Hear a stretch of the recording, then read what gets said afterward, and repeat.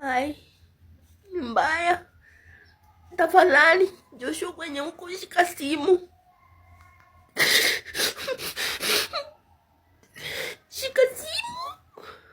Hey yo, what's up good people, it's about Nash aka Mr. B Posy and welcome to Kenya Trending Stories TV. Kama je subscribe, watch, subscribe, comment, like and share videos and make sure hit that notification bell kupata kila kitu yenye itakuwa ina happen. So guys, hapa juzi mtu wangu time ya girlfriend's day, mtu wangu kuna story imehappen. Kuna udema anaitwa Sarah Nana alikuja pale kwa mtandao wa TikTok akapost kuhusu boyfriend yake ambaye alikuwa anaitwa Joshua, unblock cause alikuwa amemblock na akashindwa atamreach out aje, ndo akaenda kwa TikTok akapost video kuhusu Joshua ili Joshua aone hiyo video alafu unblock.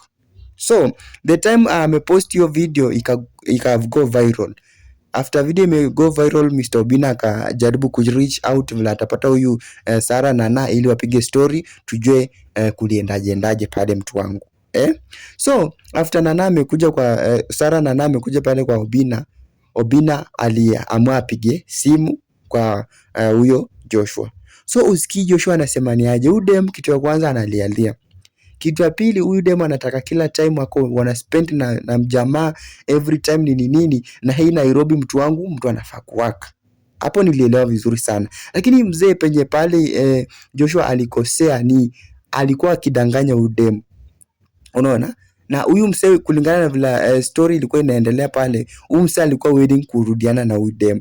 Lakini the time ameambia Obina kuhusu vile amedanganya huyu dem miaka yake, sijui lazima angebalance, sijui nini, imefika place paka Obina na akasema ni aje, itabidi utafute mtu mwingine. Kama je subscribe, comment, like and share the videos and make sure hit that notification bell ili kupata kila kitu enye itakuwa in happen.